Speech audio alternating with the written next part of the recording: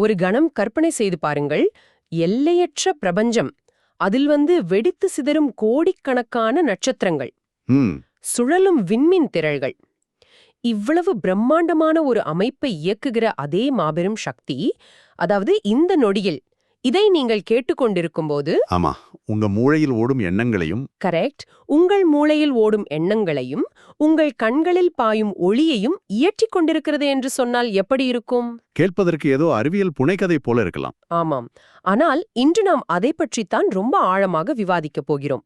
இந்த ஆழமான உரையாடலுக்கு உங்களை வரவேற்கிறேன். கண்டிப்பா. இன்று நாம் ஆய்வு செய்ய போவது 19ஆம் நூற்றாண்டில் வள்ளலார் எழுதிய அருள் விளக்கமாறை என்னும் படைப்பில் உள்ள 29வது பாடலை. ஆமா, இது வெறும் 4 வரிகள்தான். ஆனால் மனித மூளையின் நரம்பியல் அமைப்பிலிருந்து தொடங்கி ஒட்டுமொத்த பிரபஞ்சத்தின் விளிம்பு வரை சென்று திரும்பும் ஒரு பிரம்மாண்டமான வரைபடம் இது. அதுதான் இதோட ஸ்பெஷாலிட்டி. என்னன்னா, இந்த உரையாடலோட நோக்கமே ஏதோ பழைய தத்துவத்தை படிப்பது அல்ல. மாறாக, பிரபஞ்சத்திற்கும் நமக்கும் உள்ள அந்த குவாண்டம் அளவிலான தொடர்பை எந்தவிதமான தகவல் சுமையோ கடினமான வார்த்தைகளோ இல்லாமல் உடைத்து புரிந்து கொள்வதுதான். சரி, நாம இப்போ தலைப்புக்குள்ள போகலாம். இத படிக்கும்போது எனக்கு தோணுன முதல் விஷயம் இதுதான். என்ன தோணுச்சு? பல நேரங்களில் தத்துவம் என்றாலே அது ஏதோ உலக வாழ்க்கைக்கு சம்பந்தம் இல்லாத, காட்டில் அமர்ந்து சிந்திக்க வேண்டிய ஒரு விஷயம் என்ற பிம்பம் இருக்கு இல்லையா? ஆமாமா, அப்படிதான் பொதுவா நினைப்பாங்க. ஆனால் நாம் இன்று பார்க்க போகும் இந்த மூல ஆதாரம் முற்றிலும் மாறுபட்டது. பிரபஞ்சத்தை பற்றி பேசுவதற்கு முன் இந்த படைப்பு தன்னிச்சையாக விண்வெளியிலிருந்து தொடங்கல. நம்மகிட்ட இருந்தே, அதாவது மனித உணர்வுகளிலிருந்தே தன் விளக்கத்தை தொடங்குது. இதை கொஞ்சம் விரிவாக பார்ப்போம். இதில் இந்தியம், கரணம், பரங்கள் என்ற 3 தலங்களை பற்றி ஆசிரியர் குறிப்பிடுகிறார். நான் இதை படிக்கும்போது எனக்கு ஒரு சிந்தனை வந்தது. சொல்லுங்க. ஒரு கணினி மொழியில் சொல்வதென்றால் இதை ஹார்ட்வேர் மற்றும் சாஃப்ட்வேர் என்று பிரித்து பார்க்கலாமா? இதை படிக்கும்போது எனக்கு என்ன தோன்றுகிறது என்றால், இது மனித உடலையும் மனதையும் உணர்ச்சிகளையும் அளவிடும் ஒரு மாபெரும் 3D வரைபடம் போத இல்லையா? நமது அகத்தையும் புறத்தையும் அக்குவேறு ஆணிவேராக பிரித்து காட்டுவது போல் உள்ளது.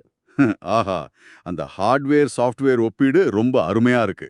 இங்கு சுவாரஸ்யமான விஷயம் என்னவென்றால், இந்தியம் என்பது நமது உடலின் ஹார்ட்வேர், அதாவது நாம் உலகத்தோடு நேரடியாக தொடர்பு கொள்ளும் கருவிகளான நமது ஐம்புலன்கள். கண்கள், காதுகள், மூக்கு மாதிரி சென்சார்கள். கரெக்ட். இவை வெறும் தகவல்களை மட்டுமே சேகரிக்கின்றன. கண்மொழியை பார்க்கிறது, காது ஒளியை உள்வாங்குகிறது. ஆனால் அந்த தகவல்களை வைத்துக்கொண்டு என்ன செய்வது? அங்குதான் கரணம் என்ற சாஃப்ட்வேர் உள்ளே வருகிறது. மிகச்சரி. மனம், புத்தி, சித்தம், அகங்காரம் என்று உள்ளே இயங்கும் அந்த மென்பொருள்தான் கரணம். நாம் பார்ப்பதையும் கேட்பதையும் வைத்து சிந்திப்பது, முடிவெடுப்பது எல்லாமே இங்கேதான் நடக்குது. அதற்கும் மேலே சென்றால் பரங்கள் என்பது, அது சிஸ்டத்தை இயக்கும் ஆபரேட்டிங் சிஸ்டம் போல உயரிய நிலைகள். அறிவியலும் தத்துவமும் எப்படி மனித புரிதலின் அத்தனை கோணங்களையும் இந்த ஒரு வரியில் அடக்கியுள்ளது என்பதுதான் இங்கே ஹைலைட். அகம், புறம், மேல், கீழ், நடுப்பால் என அத்தனை பரிமாணங்களிலும் இவை இருப்பதை விவரிக்கிறார். பாத்தீங்கன்னா, நம்ம ஜிபிஎஸ் பயன்படுத்துற மாதிரி இருக்கு. ஒரு இடத்தை கண்டுபிடிக்க அட்சரேகை, தீர்க்கரேகை தேவைப்படுற மாதிரி மனிதனின் சிந்தனையும் செயலும் எங்கே நடக்குதுன்னு அளவிடும் 3D வரைபடம் இது. கண்டிப்பா மனித புரிதலோட முழுமையான ப்ளூ பிரிண்ட் இதுதான். சரி, இப்போ வரைபடம் ரெடி. இங்குதான் விஷயம் மிகவும் சுவாரஸ்யமாகிறது. எந்த ஒரு இயந்திரமாக இருந்தாலும் அது இயங்குவதற்கு ஒரு ஆற்றல் தேவை. கரண்ட் இல்லாம கம்ப்யூட்டர் இயங்காதல்லவா? ஆமா, அந்த ஆற்றலைத்தான் அடுத்த வரிகள் சொல்லுது. ஆனா இங்கே எனக்கு ஒரு பெரிய தர்க்கரீதியான முரண்பாடு எழுகிறது. ஓ, என்னது?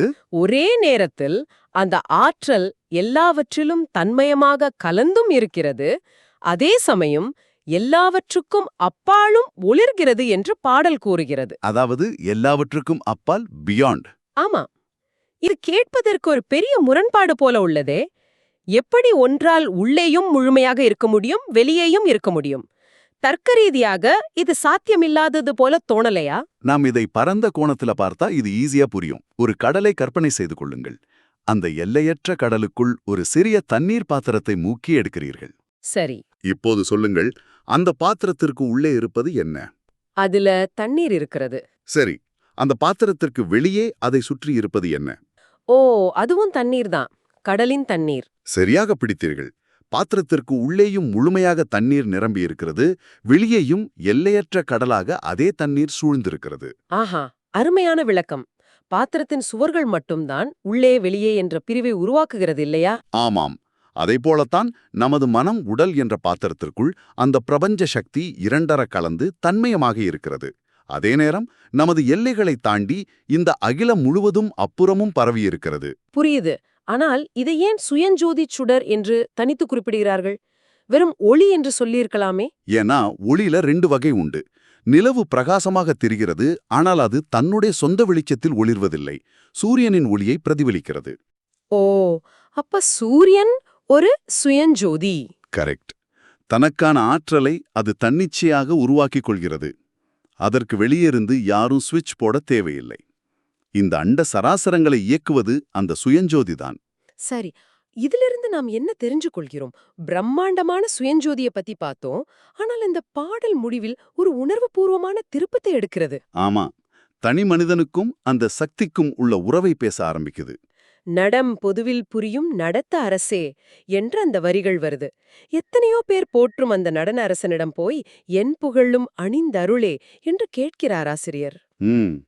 இவ்ளோ பெரிய சுயஞ்சோதியிடம், அகிலத்தையே ஆளும் நடன அரசனிடம் சென்று என் வார்த்தைகளையும் ஒரு மாலையாக நீ அணிந்து கொள் என்று கேட்பது ஒரு பிரம்மாண்டமான மன்னனிடம் ஒரு எளிய மனிதன் தன் கையால் தொடுத்த சிறு பூவை கொடுப்பது போல மிகவும் ஆழமானதாகவும் நெகிழ்ச்சியாகவும் இருக்கிறது. அங்கதான் பொதுவில் புரியும் நடம் என்பதன் முக்கியத்துவத்தை நாம் கவனிக்கணும். அந்த சக்கரவர்த்தி யாருக்கும் அனுமதிக்கப்படாத ஒரு ரகசிய கோட்டையிலோ நடனம் புரியவில்லை. அவன் பொதுவெளியில் நடனமாடுகிறான். அதாவது ஓபன் சோர்ஸ் சாஃப்ட்வேர் மாதிரி இது எல்லோருக்கும் பொதுவானதுங்கிறீங்களா? 100க்கு 100 உண்மை. பிரபஞ்ச சக்தி என்பது யாருக்கும் எட்டாத தூரத்தில் இல்ல, அது அனைவருக்குமான பொதுவெளியில் உள்ளது. அதனாலதான் அந்த எளிய மனிதனால் அத்தனை உரிமையோடு கேட்க முடிகிறது. இது மனிதனுக்கும் பிரபஞ்ச சக்திக்கும் இடையே உள்ள இடைவெளியை முற்றிலுமாக உடைக்கிறது. ஓபன் சோர்ஸ் சாஃப்ட்வேர் என்ற உதாரணம் உண்மையிலே சூப்பர். இன்று நாம் விவாதித்த இந்த மூல ஆதாரத்தின் பயணத்தை கொஞ்சம் சுருக்கமா சொல்லணும்னா, மனிதனின் புலன்களான இந்தியம் கரணத்தில் தொடங்கி, ஆமா, ஒரு 3D வரைபடமா அது விரிவடைந்து, அப்புறம் பிரபஞ்சத்தை ஒளிரச் செய்யும் அந்த சுயஞ்சோதியை தாண்டி ஒரு தனி மனிதனின் எளிய வேண்டுதலில் இந்த பாடல் எப்படி முழுமையடைகிறது என்பதை பார்த்தோம். பெரும் தத்துவங்களை வெறும் 4 வரிகளில் எப்படி சுருக்க முடியும் என்பதற்கான மிகச்சிறந்த உதாரணம் இது. கண்டிப்பா. இதை முடிக்கிறப்போ உங்களிடம் ஒரு கேள்வியை முன்வைக்க விரும்புகிறேன். இந்த சுயஞ்சோதி அகத்திலும் புறத்திலும் இருப்பதாக இந்த பாடல் சொல்கிறது. உள்ளேயும் வெளியேயும். அப்படியானால் நீங்கள் உங்கள் வாழ்நாள் முழுவதும் வெளியே தேடிக் கொண்டிருக்கும் அந்த அமைதியும் பேரொளியும் உங்களுக்கு வெளியேயும் இருக்கிறது, உங்கள் உள்ளேயும் அதே அளவுக்கு ஒளிருகிறது என்பதை நீங்கள் எப்போதாவது உணர்ந்திருக்கிறீர்களா? ரொம்ப ஆழமான சிந்தனை இது. இதை பற்றி இன்று சற்று சிந்தித்துப் பாருங்கள். மீண்டும் ஒரு சுவாரஸ்யமான தேடலோடு சந்திப்போம்.